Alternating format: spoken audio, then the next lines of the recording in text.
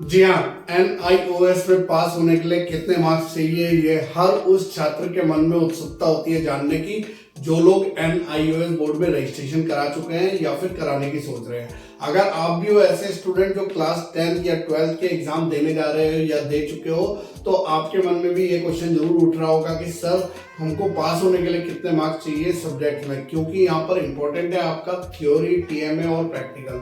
तो मैं आज के इस वीडियो में पूरी वो जानकारी आपको देने जा रहा हूँ। इस वीडियो को लास्ट तक देखिए ताकि आज के बाद आपका सारा डाउट क्लियर हो सके।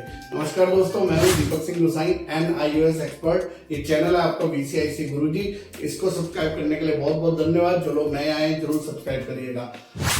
देखिए, मैं आपको थोड़ा सा डिटेल में समझाता हूँ। यहाँ पे जैसे हम लोग बात कर रहे हैं यहाँ पे किसकी पहले क्लास 10th की, तो अगर क्लास 10th में आप ये मान के चलिए कि ये आपका थ्योरी सब्जेक्ट है और ये आपका प्रैक्टिकल सब्जेक्ट है। अगर उसमें प्रैक्टिकल है और प्रैक्टिकल में अगर आपके किसी भी जो है प्रैक्टिकल में, जैसे मान लीजिए कोई प्रैक्टिकल आपका 20 मार्क्स का था और आपको यहाँ पे 15 मार्क्स मिल चुके हैं, तो 15 मार्क्स आपके प्रैक्टिकल में आ चुके हैं और जो थ्योरी में है, थ्योरी में अगर आपके 20 मार्क्स आ रहे हैं तो ये दोनों मिलाकर हो जाते हैं 35। अब जब ये 35 हो जाता है तो ये 33% से ऊपर हो जाता है, तो इस केस में तो आप आ जाते हो पासिंग क्राइटेरिया में, यानी कि आप हो जाते हो पास। तो यानी कि क्लास 10th में आप सिर्फ ध्यान देंगे किसमें, थ्योरी और प्रैक्टिकल। अब आप बोलोगे सर मेरे TMA के मार्क्स, तो TMA के मार्क्स जितना भी होगा उसका जो 20% वेटेज होगा वो इसमें जुड़ जाएगा। आपका 20% वेटेज ही जुड़ेगा,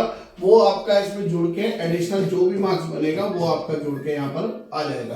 तो यानी कि आपको ध्यान यहाँ पर TMA को लेके कंफ्यूज नहीं होना है। मैं वो डाउट आपका क्लियर कर रहा हूँ, क्योंकि स्टूडेंट्स को लगता है कि यहाँ से TMA में मार्क्स मिल गए, अब तो हमको सिर्फ जो है इतने मार्क्स चाहिए। तो ये क्राइटेरिया आपको जो है रखना है। दूसरा मैं यहाँ पे आपको बताऊंगा किसका, क्लास 12 का। अब क्लास 12 की बात करें तो यहाँ पे ना एक वर्ड आता है जिसे हम बोलते हैं सेपरेट। अब सेपरेट और एग्रीगेट दोनों में फर्क क्या है? एग्रीगेट था कि टोटल, और सेपरेट का मतलब है कि अगेन मैं बात कर रहा हूं कि TMA है आपके पास, थ्योरी है आपके पास और आपके पास प्रैक्टिकल एग्जाम है। तो ये 3 एग्जाम के मार्क्स आपको मिलने जा रहे हैं। लेकिन सबसे पहले आपको जो भी TMA के मार्क्स मिले हों उससे हमें को कोई लेना देना नहीं है इन क्लास 12 ऑल्सो। क्लास 12 में भी, बल्कि यहाँ पे जो ये वर्ड यूज हुआ है ना सेपरेटली, तो सेपरेटली का मतलब है सबसे पहले 33% आपको चाहिए किसमें, थ्योरी में। 100% 33% मार्क्स होना चाहिए और 33% ही मार्क्स आपका प्रैक्टिकल में भी होना चाहिए। तो अब आप बोलोगे सर 33% थ्योरी में भी और 33% प्रैक्टिकल में भी। जी हाँ, अगर आपके 33% थ्योरी में आ जाते हैं और प्रैक्टिकल में आपके 33% नहीं होते हैं, तो फिर आप आ जाते हो किस कैटेगरी में, फेल कैटेगरी में, यानी कि अब फिर आपका पास होना हो जाता है मुश्किल। तो आपको यहाँ पर ये चीज का ध्यान रखना है कि हम लोग जो भी जो है मार्क्स लेकर आए, हमारा मेन फोकस आपका किसमें होना चाहिए, थ्योरी एग्जाम में होना चाहिए और आपका प्रैक्टिकल एग्जाम में होना चाहिए। किसी सब्जेक्ट में अगर आपका प्रैक्टिकल ही नहीं है, कि प्रैक्टिकल है ही नहीं, तो फिर आपको थ्योरी में ही 33% मार्क्स आपके होने चाहिए। अब 33% मार्क्स जो होते हैं ना थ्योरी के, वो डिपेंड करता है आपके क्वेश्चन पेपर पे कि क्वेश्चन पेपर आपका कितने मार्क्स का आया है। क्योंकि वहां पे देखिए कुछ तो आपको इस तरीके से दिखाएंगे कि कोई क्वेश्चन पेपर आपका 100 मार्क्स का भी आता है और कोई क्वेश्चन पेपर आपका 80 मार्क्स का भी आता है अगर 20 मार्क्स का प्रैक्टिकल होता है।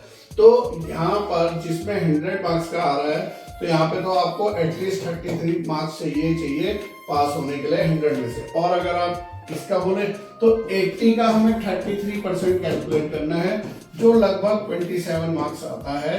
तो वो 27 मार्क्स आपके होने चाहिए थ्योरी में, और प्रैक्टिकल में तो ऑब्वियसली आपको पास होना चाहिए, तभी आप जो है पास होंगे। तो स्टूडेंट, मैं यहाँ पे ये आपका डाउट ये क्लियर कर रहा हूँ कि TMA के मार्क्स को जरा भी आप कंसीडर मत करिए, चाहे क्लास 10th है या 12th है। आप ध्यान दीजिए अपने थ्योरी सब्जेक्ट में और प्रैक्टिकल सब्जेक्ट में, तो ही आप पास कैटेगरी में आएंगे और तो ही आपका जो है डाउट क्लियर होगा और तो ही आपको पता चलेगा कि जी हाँ एक्चुअल में थ्योरी और प्रैक्टिकली इंपॉर्टेंट है। TMA यानी कि असाइनमेंट 20% वेटेज हमारी परसेंटेज को इम्प्रूव करता है, हमारी परसेंटेज को इम्प्रूव करने में हेल्प करता है। बस इतना उसका जो है काम है। बाकी आपकी जो एफर्ट्स होने चाहिए वो आपके थ्योरी और प्रैक्टिकल में ही होने चाहिए।